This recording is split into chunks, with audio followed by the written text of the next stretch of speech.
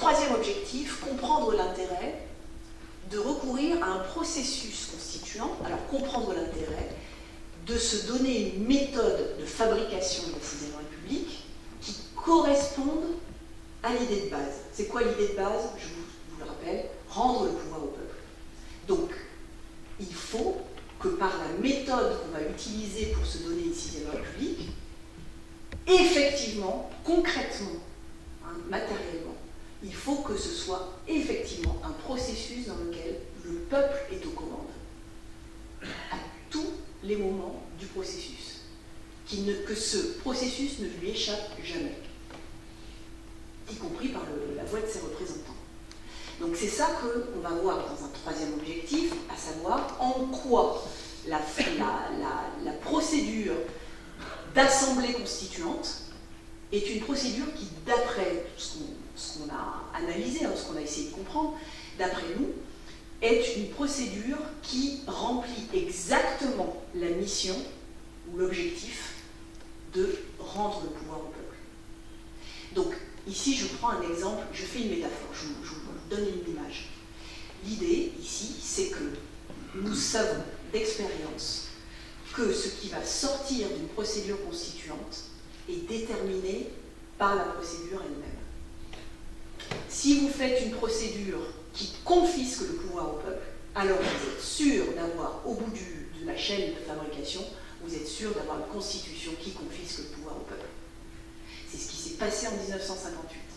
L'été 58 a été, donc à partir du 1er juin 1958 jusqu'au 28 septembre 1958, vous avez eu tout un processus de fabrication dans lequel le peuple n'a été convoqué qu'une fois à la fin, le 28 septembre.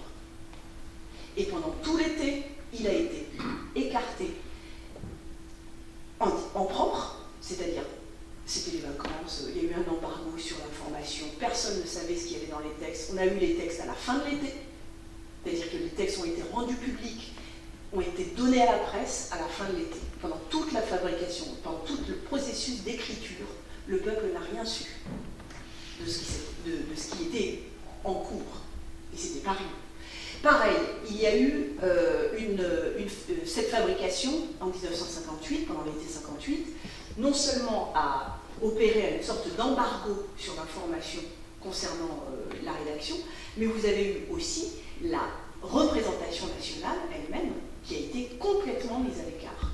Ça a été l'œuvre d'un exécutif, du pouvoir exécutif, en l'occurrence le gouvernement du général de Gaulle du 1er juin 1958. C'est comme ça que ça s'est fabriqué, avec un comité interministériel, avec des gens, ou des ministres, ou des conseillers d'État, etc. C'est-à-dire des gens liés au pouvoir exécutif.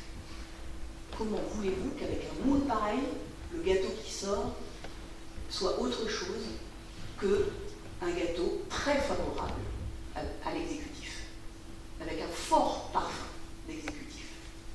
D'accord? Donc ce que nous faisons comme pari, c'est qu'en se donnant une procédure qui s'appelle l'Assemblée constituante, dont je vais vous parler, une procédure qui justement fait l'inverse, c'est-à-dire met le peuple en état de décider à tous les stades de la fabrication, alors on se dit que peut-être le résultat sera conforme à l'intérêt général, conforme à l'intérêt du peuple à un moment donné. C'est un pari. Mais en tout cas, historiquement, il semble qu'on puisse dire que c'est un pari plutôt gagnant.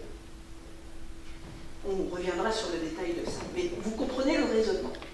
Du coup, l'Assemblée constituante, en quoi est-ce qu'elle est censée, et donc la procédure de l'Assemblée constituante, pas seulement l'Assemblée, mais tout ce qui va autour, en quoi c'est une procédure qui serait a priori plutôt favorable au peuple? C'est ça la question. D'accord? C'est ça.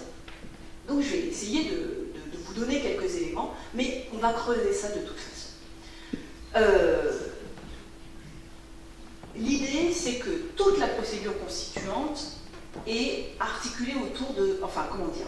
La colonne vertébrale de la procédure, c'est la scansion, si vous voulez. C'est le rythme est donné par la décision du peuple. Ça commence par un référendum, ça finit par un référendum. Déjà, le peuple tient les deux bouts. Il décide, oui ou non, de déclencher un processus constituant sous forme d'assemblée constituante.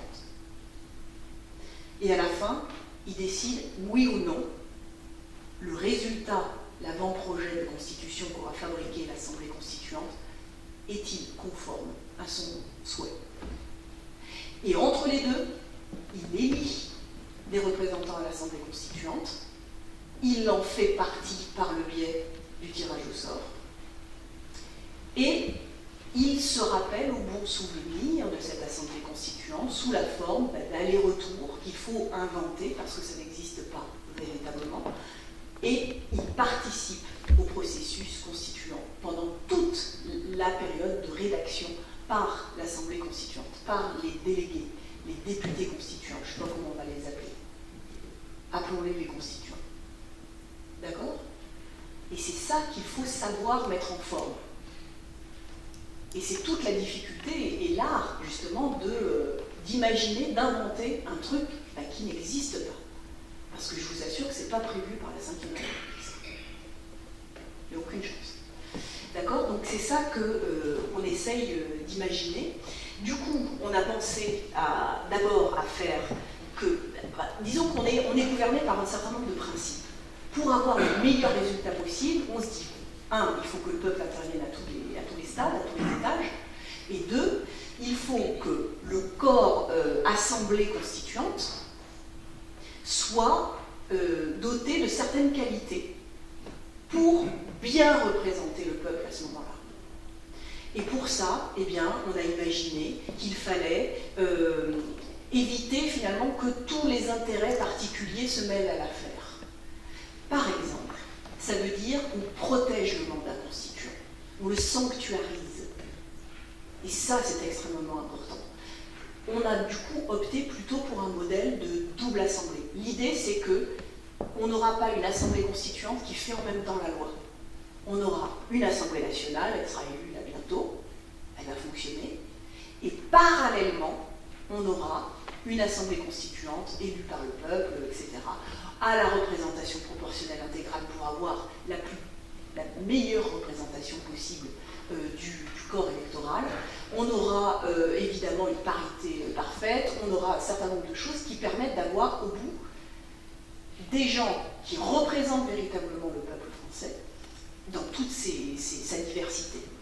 Et en même temps, un mandat constituant complètement protégé, où les gens ne feront que ça. Ils ne seront pas, d'un certain point de vue, pollués, contaminés par les intérêts de la Ve République ou des intérêts personnels comme un plan de carrière. Comment on fait? Eh bien, c'est la fameuse indication qui est d'ailleurs dans l'avenir en commun, qui est un peu brutale, qui est dure à entendre, surtout pour les élus d'aujourd'hui, mais de dire que vous ne pourrez pas, en fait ce sont des incompatibilités, hein. Vous ne pourrez pas prétendre être constituant si vous avez été membre d'une assemblée parlementaire sous la Ve République. Pareil, une fois que vous êtes constituant, vous ne pourrez pas prétendre à un mandat futur dans les institutions de la 6e, au minimum pendant une ou deux législatures, mandatures. L'idée, c'est de laisser du temps pour que les personnes qui sont dans la constituante soient vraiment à ce qu'elles font et ne se fassent pas un plan de carrière. Vous voyez ce que je veux dire? Hein, c'est l'idée qu'il faut vraiment que le mandat constituant soit entièrement dédié, dévoué à la tâche et qu'on ne recherche qu'un seul intérêt, l'intérêt général, l'intérêt de se doter d'une bonne constitution, etc.